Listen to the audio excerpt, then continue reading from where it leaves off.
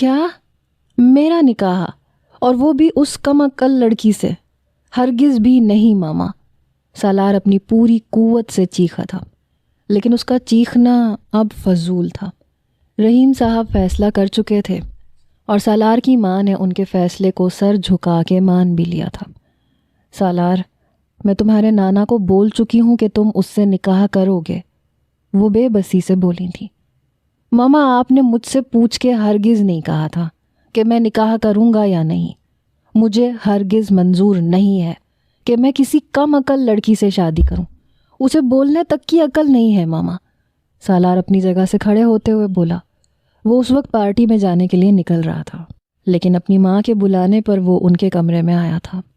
Black jeans کے اوپر white shirt اور بلیک کوٹ پہنے، بالوں کو نفاست سے سیٹ کیے، ہاتھوں میں برانڈڈ واچ اور پاؤں میں برانڈڈ جوتے پہنے کھڑا تھا۔ غصے کے باعث گوری رنگت میں سرخی کھلی تھی، جبکہ ہیزل گرے آنکھیں سرخ ہو رہی تھیں۔ بیٹا، تم فضول میں بحث کیوں کر رہے ہو جب تمہیں معلوم ہے کہ نانا کے فیصلے کے سامنے تم کچھ نہیں کر سکتے؟ وہ نرم لہجے میں گویا ہوئیں۔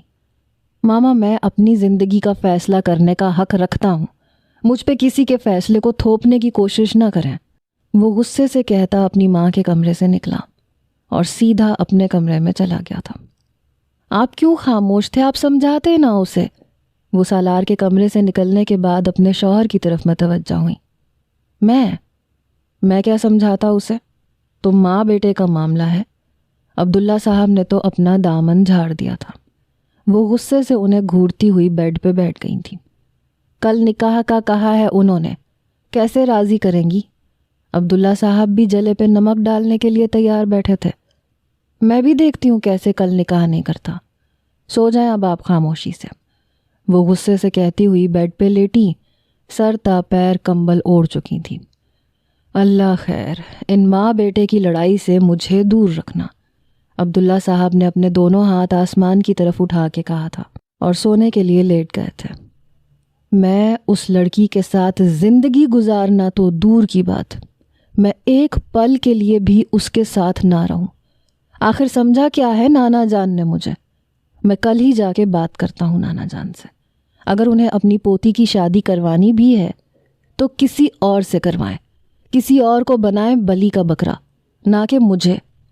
غصے سے اپنا کوٹ اتار کے پھینکتا وہ بیڈ پہ ہی ڈھہ گیا تھا۔ موڈ اس کا کافی حد تک خراب ہو چکا تھا۔ اب پارٹی میں جانا تو دور کی بات، وہ سوچ بھی نہیں سکتا تھا۔ صبح کا سورج طلوع ہوا تو سالار کے لیے ایک امتحان پہلے سے ہی اس کا انتظار کر رہا تھا۔ سالار کی آنکھ گھر میں ہوتے شور پہ کھلی۔ بیگم ایسا کچھ مت کریں، وہ بچہ ہے، سمجھ جائے گا۔ آپ تو کم از کم ہوش کے ناخن لیں، عبداللہ صاحب نے غصے سے کہا تھا۔ نہیں، وہ اپنا فیصلہ سنا چکا ہے، اب بس میں اپنی جان لے لوں گی۔ میں اپنے بابا کے سامنے شرمندہ ہرگز نہیں ہوں گی۔ کیسے میں نے روب سے کہا تھا کہ میرا بیٹا میری ہر بات مانتا ہے، میری کسی بات کو رد نہیں کرتا۔ بس آج میں خود کو ہی ختم کر لوں گی۔ وہ ہاتھ میں پیٹرول پکڑے خود پہ ڈال رہی تھی۔ سالار کی حیرت سے آنکھیں پھیلی تھیں اور وہ سیڑھیاں پھلانگتا اپنی ماں کے پاس آیا تھا۔ اس سے پہلے کہ وہ ماچس سے آگ لگاتی، خود وہ ماچس پکڑ کے دور پھینکتا، اپنی ماں کو سینے سے لگا کے کھڑا ہو گیا۔ ماما، کیا کر رہی ہیں یہ آپ؟ وہ بے یقین نظروں سے اپنی ماں کو دیکھ کے بولا تھا۔ جب بیٹے نے سوچ لیا ہے کہ ماں کو سب کے سامنے رسوا کرے گا تو ایک بدقسمت ماں اور کیا کر سکتی ہے؟ وہ سالار کو خود سے دور کرتے ہوئے بولی۔ سالار نے ایک نظر گھر میں موجود ملازمین کو دیکھا اور پھر اپنے باپ کو، جو خود پریشان کھڑے تھے۔ اچھا، جیسا آپ کہیں گی ویسا ہی ہوگا، وہ اپنے دل پہ پتھر رکھتا ہوا بولا۔ بین کرتی تہمینہ بیگم نے اپنے بیٹے کو دیکھا۔ کیا سچ میں؟ وہ بے یقینی سے بولی۔ جی ماما، سالار نے ہار مانی تھی اور اپنا سر جھکا لیا تھا۔ چلو پھر، تمہارے نانا ہمارا انتظار کر رہے ہیں، جلدی چلو۔ وہ جلدی اس کا ہاتھ پکڑتی گھر کے خارجی دروازے کی طرف بڑھنے لگی۔ ماما، میں فریش ہو جاؤں؟ سالار نے کہا تو تہمینہ بیگم نے سالار کا ہاتھ چھوڑا اور اپنی جلد بازی میں دانتوں کی نمائش کرتی اپنے کمرے میں چلی گئی۔ سالار بھی فریش ہونے کے لیے اپنے کمرے میں چلا گیا تھا۔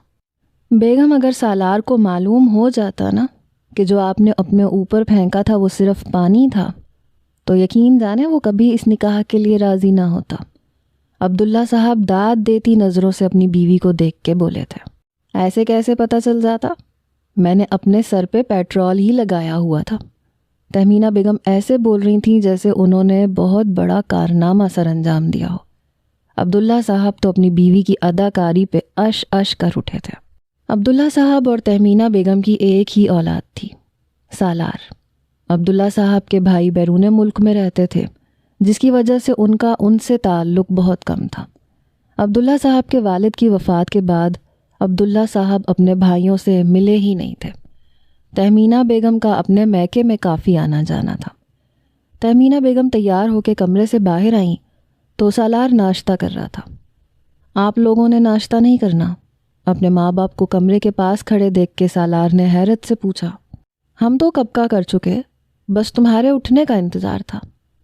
تہمینہ بیگم نے کہا تو سالار نے ٹیڑھی نظروں سے انہیں دیکھا۔ اب ایسے کیا دیکھ رہے ہو؟ اٹھو، دیر ہو رہی ہے، وہاں سب تمہارا ہی انتظار کر رہے ہیں۔ تہمینہ بیگم نے کہا تو سالار اٹھا اور اپنی ماں کے ساتھ گھر سے باہر کی طرف بڑھ گیا۔ وہ لال کلر کی پاؤں کو چھوتی فراک پہنے اپنی بلی کے پیچھے بھاگ رہی تھی۔ گوری رنگت میں سرخی گھلی تھی، بڑی بڑی گرین آنکھیں، اور چہرے پہ پسینے کے باعث بال چپکے تھے۔ وہ ہانپتی ہوئی ایک جگہ پہ آ کے رکی، بلی کو اپنی باہوں میں اٹھاتی مسکرائی۔ اب کہاں جاؤ گی؟ وہ اس کے نرم ملائم بالوں میں اپنی باریک گلابی انگلیاں چلاتے ہوئے بولی۔ بالوں کو کمر پہ آزاد چھوڑا ہوا تھا، جبکہ اس کا دوپٹہ تو نہ جانے کہاں گر گیا تھا۔ رودابہ، رودابہ، اس کی چچی اسے پکارتی ہوئی اس کے پاس آئیں۔ وہ مسکرائی اور بلی کو باسکٹ میں ڈالا۔ رودابہ، خیال کیا کرو بیٹا، چھوٹی بچی نہیں ہو تم۔ وہ رودابہ کو دوپٹہ دیتے ہوئے بولی، میں نہیں سنبھال سکتی اتنا بڑا دوپٹہ، اور تو اور آج اتنا تیار کر دیا آپ لوگوں نے مجھے۔ وہ رونی صورت بنا کے بولی، بیٹا آج آپ کا نکاح ہے، آج تو اتنا ہی تیار کرنا تھا آپ کو۔ آ جاؤ، دادا جی بلا رہے ہیں۔ رودابہ مسکرائی اور خاموشی سے باسکٹ اٹھاتی اپنی چچی کے پیچھے چلنے لگی۔ باسکٹ کو داجی کے کمرے سے باہر چھوڑ کے وہ کمرے میں داخل ہوئی۔ رحیم صاحب نے مسکرا کے رودابہ کو دیکھا تھا۔ ان کے بڑے بیٹے حارث کی اکلوتی نشانی تھی وہ ان کے پاس۔ رودابہ کی پیدائش پہ ہی اس کی ماں اس دنیا سے چلی گئی تھی۔ حارث اپنی بیوی کے جانے سے اس قدر ٹوٹے کہ وہ خود غرض بنتے اپنی بیٹی کو تنہا اس دنیا میں چھوڑ کر رفیق عالی سے جا ملے۔ تب سے رحیم صاحب نے رودابہ کو پالا تھا۔ انہیں رودابہ بے حد عزیز تھی۔ رحیم صاحب کے 2 بیٹے اور 1 بیٹی تھی۔ بڑا بیٹا حارث، اس سے چھوٹا بیٹا فاروق۔ فاروق صاحب کی شادی ان کے چچا زاد کزن فاریہ سے ہوئی تھی۔ ان کی 2 بیٹیاں تھیں، ماہم اور طیبہ، جو کہ بچپن سے ہی رودابہ سے چڑتی تھیں، اور 1 بیٹی تھی ان کی تہمینہ، جس کی ایک ہی اولاد تھی، سالار۔ آ گئی مہارانی، طیبہ نے اپنی بڑی بہن ماہم کے کان میں سرگوشی کی۔ کب تک آئے گا سالار؟ رحیم صاحب یہ کہہ کے بری طرح کھانسنے لگے۔ بابا آپ فکر نہ کریں، آ جائے گا سالار، اور آپ اتنی جلدی نہ کریں، آپ ٹھیک ہو جائیں پہلے، پھر ہم کر دیں گے رودابہ کی شادی بھی۔ فاروق صاحب نے اپنے ہاتھ میں اپنے باپ کا ہاتھ تھام کے کہا، میں اپنی آنکھوں کے سامنے اسے رخصت کرنا چاہتا ہوں۔ کیا بھروسہ میری زندگی کا، آج ہوں کل نہ ہوں، پھر میں رودابہ کو رخصت کر کے سکون سے اپنے رب کے پاس جانا چاہتا ہوں، تاکہ اپنے بیٹے کو بتا سکوں کہ اسے اس کے محرم رشتے کے حوالے کر دیا تھا، مجھے اس کے سامنے شرمندگی نہ ہو۔ وہ کھانستے ہوئے بولے تھے، بابا اللہ آپ کو صحت و تندرستی والی زندگی دے، کچھ نہیں ہوگا آپ کو۔ فاروق صاحب نم آنکھوں سے اپنے باپ کو دیکھ کے بولے تھے۔ رودابہ بھی ایک سائڈ پہ کھڑی رو رہی تھی۔ اچانک ہی اس کی نظر باسکٹ سے باہر نکل کے بھاگتی بلی پہ پڑی، تو وہ اس کے پیچھے پھر سے بھاگی، اور اس بار اس کا دوپٹہ کمرے میں گرا گئی تھی۔ سب لوگ رحیم صاحب کی طرف متوجہ تھے، کسی کا بھی دھیان رودابہ کی طرف نہیں گیا تھا، جبکہ وہ پاگلوں کی طرح بلی کے پیچھے بھاگتی حویلی سے باہر نکل گئی تھی۔ حویلی کے مین گیٹ سے اندر داخل ہوتی گاڑی میں سالار بیٹھا تھا۔ رودابہ کو یوں بلی کے پیچھے بنا دوپٹے کے بھاگتے دیکھ کر اس نے اپنے لب بھینچے تھے۔ گاڑی ایک سائیڈ پہ پارک کرتا اپنی ماں کے ساتھ حویلی کے اندرونی حصے کی طرف بڑھا۔ رودابہ، بیٹا آپ کا دوپٹہ کہاں ہے؟ تہمینہ بیگم نے رودابہ کو بلی کے ساتھ کھیلتے دیکھ کے پوچھا۔ رودابہ نے ادھر ادھر دوپٹہ تلاش کرنا چاہا لیکن دوپٹہ کہیں تھا ہی نہیں۔ وہ واپس کمرے کی طرف بھاگی۔ پیچھے ہی تہمینہ بیگم، عبداللہ صاحب اور سالار کے ساتھ رحیم صاحب کے کمرے میں گئیں، جہاں رحیم صاحب نہ جانے کیا بات کر رہے تھے فاروق صاحب سے۔ سالار نے کمرے میں داخل ہوتے ہی رودابہ کو دیکھا، جو کہ بس بلی کی باسکٹ کو پکڑے کھڑی ہوئی رونی صورت بنا کے اپنے دادا کو دیکھ رہی تھی۔ اس کے چہرے پہ بلا کی معصومیت تھی، لیکن سالار کو وہ اس وقت زہر لگ رہی تھی۔ بابا، آپ ٹھیک تو ہیں نا؟ تہمینہ فکر مندی سے اپنے باپ کی طرف بڑھیں۔ رحیم صاحب نے سالار کی طرف دیکھا اور پھر اپنی بیٹی کو۔ نکاح خواں کو بلاؤ، رحیم صاحب نے فاروق کو دیکھ کے کہا تو فاروق صاحب نے اس بات میں سر ہلایا۔ سالار بھائی سے نکاح ہو رہا ہے اس بے وقوف کا؟ طیبہ نے حیرت سے پوچھا۔ ماہم نے حیرت سے سالار کو دیکھا، جو کھا جانے والی نظروں سے رودابہ کو دیکھ رہا تھا۔ تھوڑی ہی دیر میں نکاح خواں کمرے میں داخل ہوا اور رحیم صاحب کی اجازت ملنے پہ انہوں نے نکاح پڑھوایا۔ سالار نے خاموشی سے رودابہ کو نکاح میں قبول کر لیا تھا، جبکہ رودابہ بھی اپنی چچی کی کہی بات پہ عمل کرتی 3 بار سالار کو قبول کر چکی تھی۔ سالار نکاح کے بعد کمرے سے نکلا اور ٹیرس پہ آ گیا۔ اس کے پیچھے ہی ماہم کمرے سے نکلی، جبکہ رودابہ رحیم صاحب کے ساتھ لگ کے بیٹھی رو رہی تھی۔ دادا، آپ ایسی باتیں نہ کریں، نہ مجھے آپ کی کہانی سنے بنا نیند بھی نہیں آتی۔ وہ اپنے دادا کی بات سن کے تڑپ اٹھی تھی۔ بیٹا، ایک نہ ایک دن ہر کسی نے اس دنیا سے جانا ہے، شاید میرے جانے کا بھی وقت آ گیا ہے۔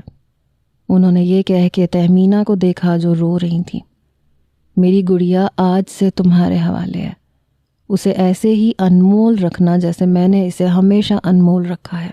اسے آج ہی اپنے ساتھ لے جانا، رحیم صاحب نے کہا۔ بابا، آپ ٹھیک ہو جائیں، ہم دھوم دھام سے شادی کر کے اسے ساتھ لے کے جائیں گے، تہمینہ بیگم تڑپ کے بولی تھی۔ میرے پاس زیادہ وقت نہیں ہے بیٹا، اسے تم آج ہی لے کے جاؤ، رحیم صاحب نے کہا تو تہمینہ بیگم خاموش ہو گئی اور بس اپنے بابا کی بات سننے لگی۔ تم نے اتنی آسانی سے کیسے نکاح کر لیا، اور وہ بھی اس گنوار سے؟ ماہم کی آواز پہ سالار نے چونک کے ماہم کو دیکھا اور پھر منہ بسورا۔ یہ تمہارا مسئلہ نہیں ہے، اپنے کام سے کام رکھو، سالار نے چڑ کے جواب دیا۔ او سوری، یہ آپ کا پرسنل میٹر ہے۔ خیر، جاتے وقت اس کی بلی لازمی لیتے جائیے گا، کیونکہ وہ اس کے ساتھ ہی کھیلتی ہے، آپ کے گھر میں رونق لگی رہے گی۔ ماہم یہ کہہ کے واپس نیچے چلی گئی تھی۔ سالار نے غصے سے اسے دیکھا تھا اور پھر موبائل نکال کے ایک نمبر ڈائل کیا۔ کچھ ہدایات کرنے کے بعد وہ واپس حویلی میں آ گیا تھا۔ پورا دن حویلی میں گزارنے کے بعد تہمینہ بیگم نے اجازت طلب کی۔ خیال رکھنا اپنا میری جان، رحیم صاحب نے رودابہ کی پیشانی چوم کے کہا۔ سالار نے حیرت سے اپنی ماں کو دیکھا، جو نم آنکھوں سے اپنے باپ کو دیکھ رہی تھی۔ بات تو صرف نکاح کی ہوئی تھی، تو آخر وہ رودابہ کو کس لیے دعا دے رہے تھے؟ ماما، مجھے آپ سے بات کرنی ہے، تہمینہ بیگم نے چونک کے سالار کو دیکھا، پھر اس بات میں سر ہلاتی سالار کے ساتھ کمرے سے باہر نکلی۔ ماما، بات صرف نکاح کی ہوئی تھی، میں نے آپ کے کہنے پہ نکاح کر لیا۔ بیٹا، نکاح تو ہو گیا ہے، تو رخصتی میں کیا برائی ہے؟ وہ سالار کی بات کاٹتے ہوئے بولی۔ ماما نہیں، میں ابھی اس چیز کے لیے بالکل تیار نہیں ہوں۔ آپ جانتی ہیں میری لائف کے کچھ گولز ہیں، میں نے انہیں اچیو کرنا ہے۔ میں اتنی بڑی ذمہ داری… سالار، میں اس بارے میں مزید کوئی بحث نہیں چاہتی، لہٰذا خاموشی سے گاڑی نکالو، ہم گھر جا رہے ہیں، تہمینہ بیگم نے سخت لہجے میں کہا تھا۔ اور پھر رحیم صاحب کے کمرے کی طرف بڑھ گئی۔ تھوڑی ہی دیر میں وہ رودابہ کو لیے اپنے ساتھ حویلی کے خارجی دروازے کی طرف بڑھ رہی تھیں۔ بارش کافی تیز ہو رہی تھی۔ فاریہ بیگم نے تہمینہ بیگم کو آج کی رات رکنے کے لیے کہا تھا، لیکن وہ بضد تھیں کہ وہ واپس گھر جائیں گی۔ ابھی وہ لوگ گاڑی میں بیٹھے ہی تھے کہ رودابہ کی نظر حویلی کے مین گیٹ سے باہر آتی بلی پہ پڑی۔ وہ گاڑی سے باہر نکل کے بلی کی طرف بھاگی، جبکہ سالار نے حیرت سے رودابہ کو دیکھا تھا، جو بارش میں بھیگتی ہوئی بلی کے پاس چلی گئی تھی اور اسے اٹھا کے حویلی کے اندرونی حصے کی طرف چلی گئی۔ چاچی، اس کا خیال رکھیے گا، اسے لینے کے لیے بہت جلد آؤں گی۔ اس کا گھر یہی ہے نا؟ وہاں اس کا نیا گھر بنانے میں ٹائم لگے گا۔ رودابہ نے یہ کہہ کے بلی فاریہ بیگم کے ہاتھ میں دی تھی۔ فاریہ بیگم نے نم آنکھوں سے رودابہ کو دیکھا۔ اپنا خیال رکھنا، اور کبھی بھی کسی بھی چیز کی ضرورت ہو یا ہماری یاد آئے تو بس ایک دفعہ مجھے کال کر دینا، میں خود تمہارے پاس آ جاؤں گی، فاریہ بیگم نے کہہ کے اس کا گال تھپ تھپایا تھا۔ رودابہ مسکرائی اور پھر واپس حویلی سے نکلتی گاڑی کی طرف بڑھی۔ کہاں چلی گئی تھیں آپ بیٹا؟ تہمینہ بیگم نے رودابہ کو گاڑی میں بیٹھتے دیکھ کے پوچھا۔ وہ میری بلی بارش میں بھیگ رہی تھی، وہ بیمار ہو جاتی ہے نا، اسی لیے اسے اندر چھوڑنے گئی تھی، رودابہ نے سر جھکا کے کہا۔ اور بلی کو گیلا ہونے سے بچانے کے لیے آپ خود ہی گیلی ہو گئیں؟ تہمینہ بیگم نے پیچھے بیٹھی رودابہ کو دیکھ کے کہا۔ عبداللہ صاحب تو بالکل خاموش تھے۔ سالار نے گاڑی گھر کے راستے پہ گامزن کی۔ پورا راستہ خاموشی سے گزرا۔ گھر پہ پہنچتے ہی تہمینہ بیگم نے رودابہ کو سالار کے کمرے میں بھیج دیا تھا، جبکہ سالار کو اپنے کمرے میں بلایا تھا۔ ماما، یہ سب کیا ہے؟ آپ نے بس نکاح کا کہا تھا، سالار نے چڑ کے کہا۔ ہاں، میں نے نکاح کا کہا تھا، لیکن تمہارے نانا ابو اسے رخصت کرنا چاہتے تھے۔ جہاں رخصتی کچھ وقت کے بعد ہونی تھی وہاں اب ہو گئی۔ بعد میں اور اب میں فرق ہے۔ میں ابھی اپنا فیوچر سیٹ، بس یہیں خاموش ہو جاؤ۔ وہ بچی ہمارے سر پہ بوجھ ہرگز نہیں ہے۔ اگر میں کل سے خاموش ہوں تو صرف اس وجہ سے کیونکہ یہ تم ماں بیٹے کے درمیان کا معاملہ تھا، لیکن اب میں تمہیں مزید اجازت نہیں دوں گا کہ تم اس بچی کی موجودگی کی نفی کرو۔ جو ہونا تھا سو ہو گیا، اب وہ تمہاری ذمہ داری ہے۔ تم اپنا فیوچر سیٹ کرنا چاہتے ہو، کرو۔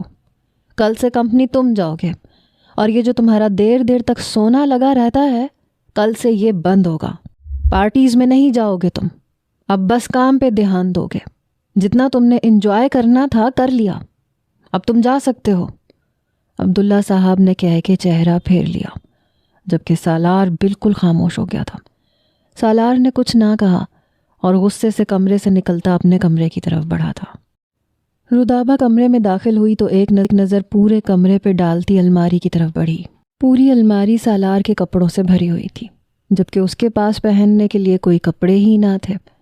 رودابہ نے ایک شرٹ نکالی اور واش روم میں بند ہوئی۔ تھوڑی ہی دیر میں وہ چینج کر کے ایک ٹراؤزر اور سفید کلر کی شرٹ پہنے کمرے میں واپس آئی۔ اچانک ہی سالار بے دھڑک کمرے میں داخل ہوا۔ رودابہ نے حیرت سے سالار کو دیکھا۔ وہ غصے میں اس کی طرف ہی بڑھا تھا۔ تمہاری ہمت کیسے ہوئی؟ تم نے میری فیوریٹ شرٹ کیسے پہنی؟ اتارو اس کو ابھی۔ وہ غصے سے دھاڑا تھا۔ میرے پاس کوئی اور کپڑے نہیں ہے، اب میں نے پہن لی ہے، جب اتاروں گی تو دھو کے دے دوں گی۔ وہ بولتی آنکھیں سکیڑ کے اسے دیکھنے لگی۔ سالار غصے سے اس کی طرف بڑھا اور خود ہی اس کی شرٹ کے بٹن کھولنے لگا۔ یہ شرٹ میری فیوریٹ شرٹ ہے، آج تک میرے علاوہ اس کو کسی اور نے نہیں پہنا، تم ہوتی کون ہو یہ پہننے والی؟ وہ شرٹ کے بٹن کھولنے لگا۔ رودابہ نے جلدی سے شرٹ کو مضبوطی سے پکڑ لیا۔ کتنے بے شرم ہیں آپ، نہیں کریں پیچھے ہٹ جائیں۔ میرے پاس اور کوئی کپڑے نہیں ہیں، میں بارش میں گیلی ہو گئی تھی، اسی وجہ سے میں نے یہ پہنی ہے۔ سالار نے اس کے ہاتھ جھٹکے۔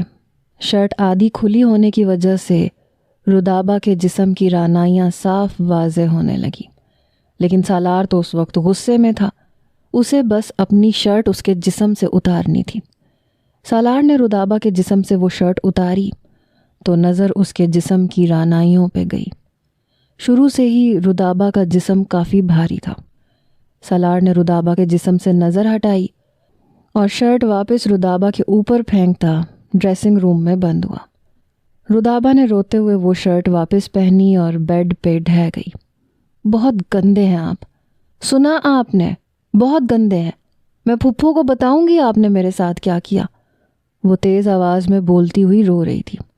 سالار ڈریسنگ روم سے باہر آیا اور غصے سے رودابہ کی طرف بڑھا۔ ٹھیک ہے، تو پھر اب جو میں کرنے والا ہوں وہ بھی شوق سے اپنی پھپھو کو بتانا، انہیں بھی تو پتہ چلے کہ انہوں نے کیا کیا ہے، وہ غصے سے کہتا رودابہ پہ سایہ فگن ہوا۔ رودابہ سالار کا وزن محسوس کرتی اسے خود سے دور کرنے کی کوشش کرنے لگی، لیکن سالار اس سے دور نہ ہوا اور اس کی گردن پہ جھکا۔ اپنی گردن پہ سالار کے دہکتے لبوں کا لمس محسوس کر کے رودابہ جی جان سے کانپی تھی۔ رودابہ کے رونے میں روانگی آئی تو سالار اس سے دور ہوا۔ تم جیسی کم عقل لڑکی سے یہی امید ہو سکتی تھی۔ وہ رودابہ کو خود سے دور جھٹکتا بیڈ پہ ہی ڈھہ گیا تھا۔ خاموشی سے سو جاؤ، سالار کہتا خود پہ کمبل اوڑھ کے سونے کی کوشش کرنے لگا۔ آنکھیں بند کرنے پہ رودابہ کا چہرہ اور اس کا حسین سراپا آنکھوں کے سامنے لہرایا تو سالار اٹھ بیٹھا۔ سامنے بیٹھی روتی رودابہ کو دیکھ کے سالار چڑ کے اٹھا اور کمرے سے نکلتا چلا گیا۔ رودابہ روتے ہوئے بیڈ پہ لیٹی اور سونے کی کوشش کرنے لگی۔ رودابہ اٹھی تو تہمینہ بیگم نے اس کے لیے کچھ کپڑے بھجوا دیے تھے۔ وہ فریش ہو کے کمرے سے باہر نکلی۔ بیٹا رات نیند تو سکون کی آئی تھی نا؟ وہ محبت سے رودابہ کو دیکھ کے بولی تھی۔ جی پھپھو، رودابہ نے سر جھکا کے جواب دیا۔ سالار اپنے بابا کے ساتھ کمپنی جا چکا ہے، اس وجہ سے وہ صبح جلدی اٹھ گیا تھا۔ نام نہیں لے ان کا، بہت برے ہیں وہ، رودابہ نے منہ بسور کے کہا۔ کیوں؟ ایسا کیا ہو گیا بیٹا؟ کچھ کہا ہے اس نے تمہیں؟ وہ فکر مندی سے رودابہ کی طرف بڑھ کے بولی تھی۔ ہاں، آپ کو پتہ ہے رات کو انہوں نے کیا کیا؟ یہ دیکھیں، وہ کہہ رہے تھے کہ آپ کو بھی تو پتہ چلے کہ آپ نے کیا کیا ہے۔ وہ اپنی گردن پہ بنے نشان تہمینہ بیگم کے سامنے کرتے ہوئے بولی۔ تہمینہ بیگم نے فوراً نظریں چرائیں اور اپنے لب بھینچے۔ میں شادی نہیں کروں گا اس کم عقل لڑکی سے، اسے تو بولنے کی بھی عقل نہیں ہے، کہاں کیا بولنا ہے کہاں کیا نہیں بولنا ہے اسے تو یہ بھی نہیں معلوم۔ سالار کا کہا گیا جملہ تہمینہ بیگم کی سماعتوں میں گونجا۔ تہمینہ بیگم مسکرائیں اور رودابہ کا ہاتھ پکڑ کے اسے کرسی پہ بٹھایا۔